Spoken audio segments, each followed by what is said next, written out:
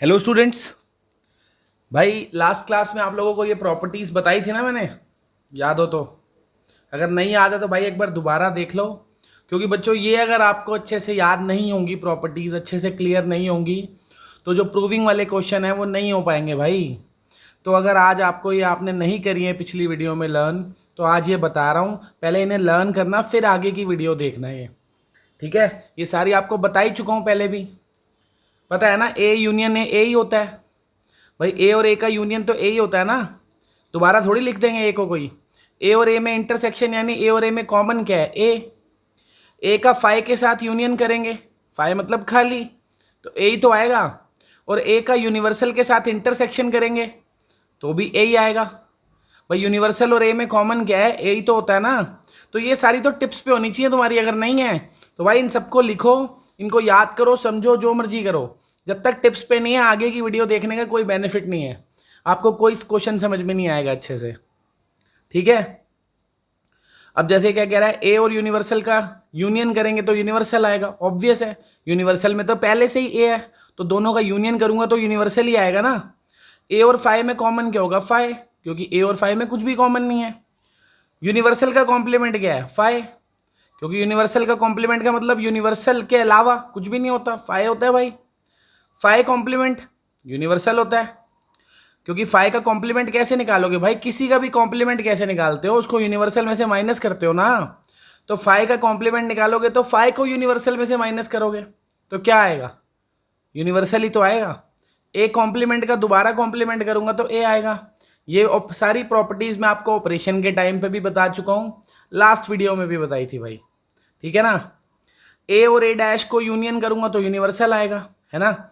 इन दोनों का यूनियन क्या होता है, हमेशा यूनिवर्सल। और ए और ए डैश में कुछ कॉमन नहीं होता तो फाई है।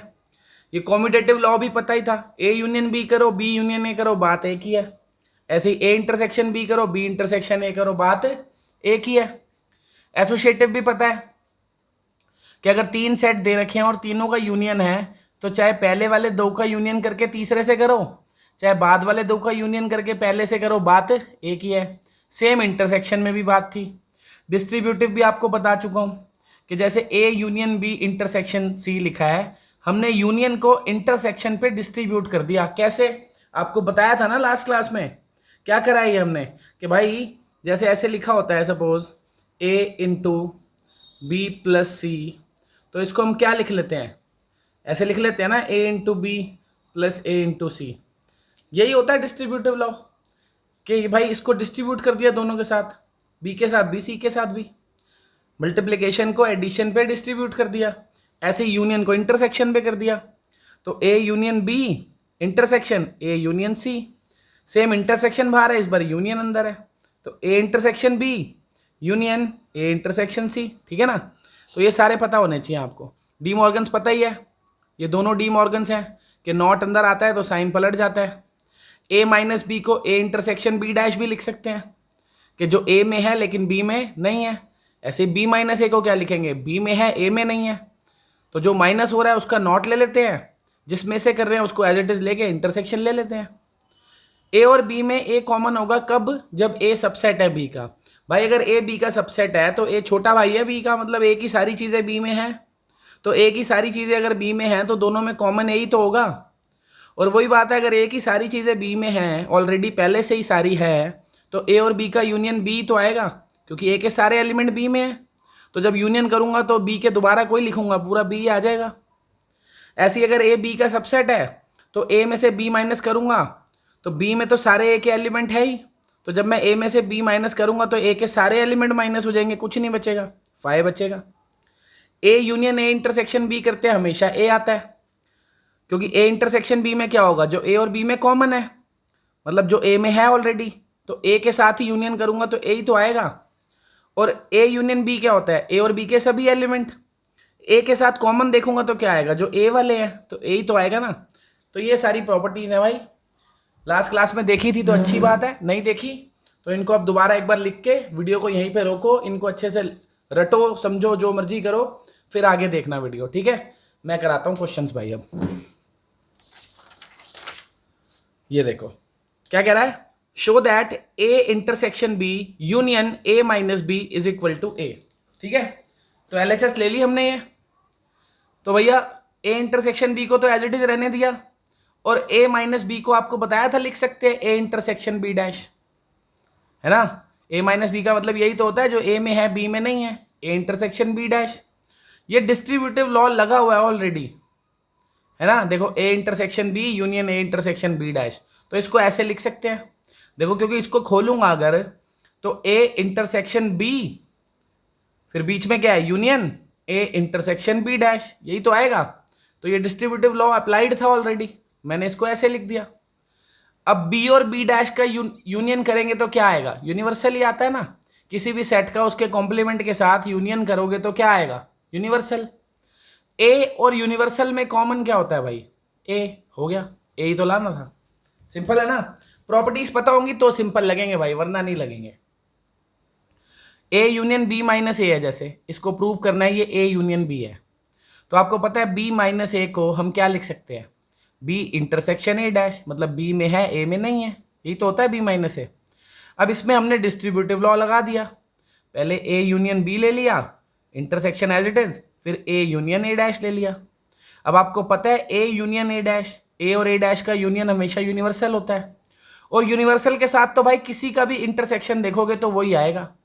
आपको पता है यूनिवर्सल में और किसी भी चीज में कॉमन क्या होगा, वो यूनिवर्सल और A में क्या कॉमन होता है, A ना। तो यूनिवर्सल में और A यूनियन B में क्या कॉमन होगा, A यूनियन B, खत्म, आ गया A यूनियन B।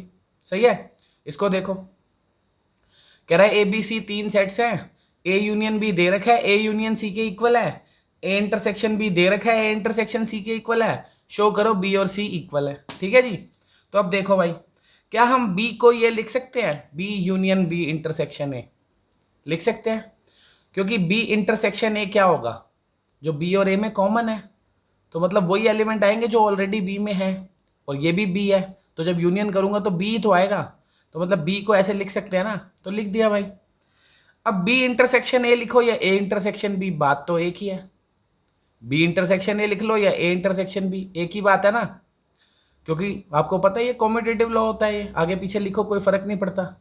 ठीक है, A इंटरसेक्शन B को मैंने A इंटरसेक्शन C लिख दिया, क्यों, क्योंकि दोनों इक्वल दे रखे हैं, तो इस A इंटरसेक्शन B की जगह हम लिख सकते हैं A इंटरसेक्शन C, ये यहाँ पे लिखा है क्योंकि दोनों इक्वल थे। ठीक है, इनमें डिस्ट्रीब्यूटिव लॉ लगा दिया कि B यूनियन A, फिर बीच में इंटरसेक्शन B यूनियन C। ठीक है, अब B यूनियन A को हम लिख सकते हैं A यूनियन B, वही कॉम्यूटेटिव है, आगे पीछे तो कर ही सकते हैं। B यूनियन C को एज इट इज लिखा है यहाँ पे, A यूनियन B को A यूनियन C लिख दिया, कैसे, क्वेश्चन में गिवन था A union B is equal to A union C, तो इस A यूनियन B की जगह A यूनियन C लिख दिया। ठीक है, अब इसको आगे पीछे कर सकते हैं ना वही कॉम्यूटेटिव लॉ से, तो C आगे लिख दिया A पीछे, इसमें भी C आगे B पीछे। अब ये डिस्ट्रीब्यूटिव लॉ लगा हुआ है, देखो C union A C union B, बीच में इंटरसेक्शन है तो C तो कॉमन आ जाएगा ना, तो वही C कॉमन आ गया, ये यूनियन था ना दोनों के साथ, ये रहा यूनियन, अंदर रह गया A इंटरसेक्शन B। देखो आप इसको खोलोगे अगर डिस्ट्रीब्यूटिव से तो यही तो आएगा, C यूनियन A, बीच में आएगा इंटरसेक्शन, फिर C यूनियन B। अगर आपको ये बात समझ नहीं आ रही तो आपको डिस्ट्रीब्यूटिव लॉ को 2-4 बार अच्छे से देखना होगा क्या होता है भाई। ठीक है, ये आ गया।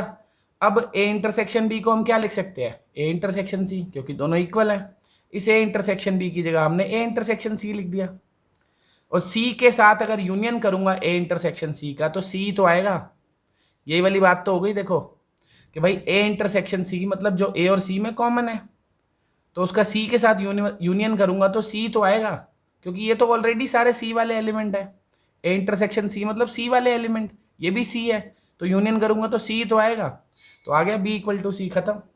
सही है, आगे देखते हैं भाई। अब ये कह रहा है A union A intersection B को A प्रूव करो, ये हमारी प्रॉपर्टी है जिसको हम यूज कर रहे हैं क्वेश्चंस में, है ना।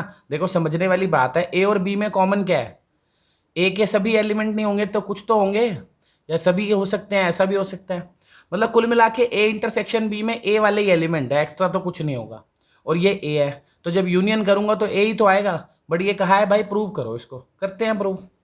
देखो इसको लिख दिया हमने A union A intersection B, इस A को हम A इंटरसेक्शन यूनिवर्सल लिख सकते हैं भाई, A इंटरसेक्शन यूनिवर्सल, यूनिवर्सल और A में कॉमन क्या होता है A, तो इस A को ये लिख सकता हूँ ना। ठीक है, ये वाला A इंटरसेक्शन B ऐसे ही लिखा, फिर ये डिस्ट्रीब्यूटिव लॉ लगा हुआ था, तो ए कॉमन आ गया, इंटरसेक्शन था दोनों के साथ, ये रहा इंटरसेक्शन, इधर रह गया यूनिवर्सल यूनियन बी। समझ गए ना? इसको खोलोगे तो क्या आएगा, ए इंटरसेक्शन यूनिवर्सल, फिर बीच में यूनियन ए इंटरसेक्शन बी, तो मतलब इसको ये लिख सकते हैं। अब यूनिवर्सल और बी का यूनियन अगर करूंगा तो यूनिवर्सल ही तो आएगा, क्योंकि बी तो पहले से ही होता है यूनिवर्सल में, तो इनका यूनियन क्या आ गया, यूनिवर्सल। और ए और यूनिवर्सल में कॉमन क्या होता है, ए, तो ये हमने प्रॉपर्टी प्रूव कर दी भाई। सही है ना? इसको हम यूज भी कर रहे हैं, वैसे पीछे क्वेश्चन में करा था अभी, इसको भी कर सकते हो यूज, ये भी प्रॉपर्टी है, बट उसने प्रूव करने को बोली थी तो कर दी। ए यूनियन बी क्या होता है, ए और बी के सभी एलिमेंट, और ये ए है, तो दोनों में कॉमन क्या होगा, ए ही तो होगा भाई, ये ए और बी के सारे एलिमेंट है, ये सिर्फ ए है, तो कॉमन क्या होगा, ए। तो वैसे लॉजिकली तो पता ही है दोनों इक्वल है, प्रूव कर लेते हैं। ये एलएचएस ले ली, इस ए को हमने लिख दिया A union phi. A union phi क्या होता है, ए ही तो होता है, ए और फाई को भाई यूनियन करूंगा तो ए ही तो आएगा, तो ए को ऐसे लिख सकते हैं ना, ये A union B as it is लिख दिया। फिर से डिस्ट्रीब्यूटिव लॉ लगा हुआ था, तो ए कॉमन लूंगा, ए दोनों में कॉमन लूंगा, दोनों के साथ क्या था, यूनियन था ना, ये रहा यूनियन, यहाँ रह गया फाई इंटरसेक्शन बी, वही है, चाहे तो इसको खोल के देख लो, ए यूनियन फाई, बीच में इंटरसेक्शन ए यूनियन बी, है ना। फाई और बी में कॉमन क्या होता है, फाई, फाई और बी में तो कुछ भी कॉमन नहीं होगा, फाई होगा, और फाई के साथ किसी का भी अगर यूनियन करेंगे तो वही तो आएगा भाई, जीरो वाला हिसाब है इसका, कि जीरो में कुछ भी ऐड करोगे तो वही आएगा। हो गया, आ गया ये। इसको देखो, कह रहा है ए और बी सेट्स है कोई, अगर दे रखा है आपको ए इंटरसेक्शन एक्स और बी इंटरसेक्शन एक्स फाई है, मतलब ए और एक्स में भी कुछ कॉमन नहीं है, बी और एक्स में भी कुछ कॉमन नहीं है, और कह रहा है ए यूनियन एक्स और बी यूनियन एक्स क्या है, इक्वल है, तो शो करो ए और बी इक्वल है। देखो भाई कैसे करेंगे, पहले आपको पता है ए को ये लिख सकते हैं, अभी तो प्रूव करा है ये, A intersection A union B क्या होता है, ए, तो A intersection A union X, B लिख लो एक्स लिख लो, बात तो एक ही है, इसको लिख सकते हैं ए, ये वाली प्रॉपर्टी से, तो ए को मतलब ये लिखा जा सकता है, ठीक है भाई। तो ए यूनियन एक्स को बी यूनियन एक्स भी लिख सकते हैं, क्योंकि दोनों इक्वल थे, लिख दिया हमने। अब इसमें हमने डिस्ट्रीब्यूटिव लॉ लगा दिया। डिस्ट्रीब्यूटिव लॉ क्या होता है कि ए इंटरसेक्शन बी, बीच में यूनियन ए इंटरसेक्शन एक्स, ठीक है ना। ए और एक्स में कुछ कॉमन तो है नहीं, ये रहा ए इंटरसेक्शन एक्स क्या था, फाई, तो ए इंटरसेक्शन एक्स की जगह फाई लिख दिया। फाई के साथ किसी का भी यूनियन करते हैं तो वही आ जाता है ना, तो क्या बच गया ये सिर्फ ए इंटरसेक्शन बी। अब कह रहा है ए और ए इंटरसेक्शन बी इक्वल है, मतलब ए और बी में कॉमन पूरा ए है, तो इसका क्या मतलब हुआ, ए सबसेट है बी का। भाई जब ए और बी में ए पूरा ही कॉमन है, इसका मतलब ए के सारे एलिमेंट ऑलरेडी बी में हैं, तो ए सबसेट हो गया ना बी का। समझ आ गई बात? अब इधर देखो, इधर से देखो, बी को लिख दिया हमने B intersection B union X, यही वाली प्रॉपर्टी लगाई है कि भाई बी का अगर इंटरसेक्शन करूंगा बी यूनियन एक्स के साथ बी आएगा। फिर बी यूनियन एक्स को हमने क्या लिख दिया, ए यूनियन एक्स लिख सकते हैं कि नहीं, क्योंकि दोनों इक्वल थे। फिर क्या करा, इसमें डिस्ट्रीब्यूटिव लॉ लगाया, तो बी इंटरसेक्शन ए, बीच में union B intersection X, B intersection X दे रखा है हमको फाई है, लिख दिया फाई, फाई का यूनियन करूंगा इसके साथ तो यही आएगा। अब B equal to B intersection A आ गया, मतलब बी कॉमन है बी और ए में, अगर बी कॉमन है बी और ए में तो मतलब बी सबसेट हो गया ना ए का, तो बी सबसेट अगर ए का और ए सबसेट है बी का, दोनों एक दूसरे के सबसेट है, तो दोनों इक्वल हो जाएंगे ना। ये तो लास्ट क्लास में भी देखा था ऐसा कुछ हमने, ठीक है। चलो आगे देखो, सारे एक जैसे से हैं यार, प्रॉपर्टीज पता होनी चाहिए बस तुम्हें। कह रहा है ये प्रूव करो A minus B union B equal to A union B, तो भाई ए माइनस बी को लिख सकते हैं ना ए इंटरसेक्शन बी डैश, अब तक तो पता लग ही गया होगा, ए माइनस बी मतलब ए इंटरसेक्शन बी डैश। फिर क्या करा इसमें हमने डिस्ट्रीब्यूटिव लॉ लगाया, कैसे, ए यूनियन बी, बीच में आ जाएगा intersection B dash union B, B dash और बी का यूनियन हमेशा क्या होगा, किसी भी सेट और उसके कॉम्प्लीमेंट का यूनियन हमेशा क्या होता है, यूनिवर्सल, और यूनिवर्सल के साथ किसी का भी इंटरसेक्शन देखते हैं, मतलब यूनिवर्स में और इसमें क्या कॉमन है, तो यही कॉमन होगा भाई। भाई यूनिवर्स में और हम में क्या कॉमन है, हम, सीधी सी बात है। ऐसे अगला देखो, A minus B intersection B phi show करना है, तो भाई ये ए माइनस बी को लिख सकते हैं ना ए इंटरसेक्शन बी डैश, क्या नहीं लिख सकते, ऊपर भी तो लिखा था अभी। फिर डिस्ट्रीब्यूटिव लॉ लगा सकता हूं, कोई जरूरत नहीं है, क्योंकि दोनों इंटरसेक्शन है, दोनों क्या है, इंटरसेक्शन, तो एसोसिएटिव लगा सकते हैं ना, जब दोनों साइन सेम है तो चाहे पहले इन दोनों को करो चाहे पीछे वाले दोनों को करो, बात तो एक ही है, दोनों साइन सेम है। चाहे पहले इन दोनों का इंटरसेक्शन लूँ चाहे पहले पीछे वाले दोनों का लूँ। तो मैंने ब्रैकेट्स थोड़े से अलग लगा दिया आपको दिखाने के लिए कि भाई पीछे वाले दो को ब्रैकेट में ले लिया कि इनका इंटरसेक्शन पहले कर लेता हूँ। तो बी डैश और बी में क्या कॉमन होता है? कुछ भी नहीं। क्या आ गया? फाइव। और फाइव और ए में क्या कॉमन होता है? कुछ भी नहीं, फाइव आ गया, फाइव। ठीक है, इधर देखो भाई क्या कह रहा है, A union B minus A intersection B show करो क्या है, A minus B union B minus A. तो देखते हैं भाई कैसे आया, क्या है ये, A union B minus A intersection B. तो एक तरीके से इसको पूरे को ए मान लो और इसको बी मान लो। जैसे ये ए माइनस बी था ना, ए माइनस बी, इसको आपने क्या लिखा था, ए इंटरसेक्शन बी डैश। तो दिस माइनस दिस को क्या लिखोगे, दिस इंटरसेक्शन दिस डैश। भाई ए माइनस बी क्या होता है, पहले वाला ए एज इट इज, बीच में इंटरसेक्शन, फिर बी नॉट, बी का डैश, बी का कॉम्प्लीमेंट। ऐसे ये ए है, मान लो ये बी है, तो ए माइनस बी क्या हो जाएगा, ए एज इट इज इंटरसेक्शन, ये पूरा बी इसका कॉम्प्लीमेंट। ठीक है ना। अब इसमें डी मॉर्गन्स लॉ लगा दिया भाई, होल नॉट है ना, ये होल डैश है, पूरे का कॉम्प्लीमेंट है, तो कॉम्प्लीमेंट अगर अंदर आएगा तो साइन पलट जाएगा, यही होता है ना डी मॉर्गन्स लॉ। तो कॉम्प्लीमेंट दोनों का अंदर आ गया और साइन पलट गया, इंटरसेक्शन की जगह यूनियन हो गया। अब हमने क्या करा है, इसमें डिस्ट्रीब्यूटिव लॉ लगाया, तो इसको हमने एक एंटिटी समझ लिया पूरा, और इसको एक और इसको एक, तीन एंटिटीज हो गई।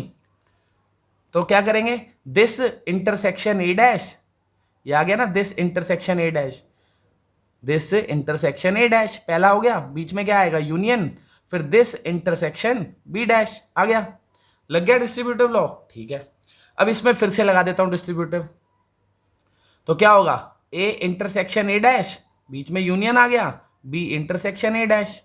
ऐसे इसमें भी डिस्ट्रीब्यूटिव लग गया, ए इंटरसेक्शन बी डैश, बीच में यूनियन, फिर बी इंटरसेक्शन बी डैश। ठीक है ना, बार बार लग गया रहा, देखो डिस्ट्रीब्यूटिव लॉ।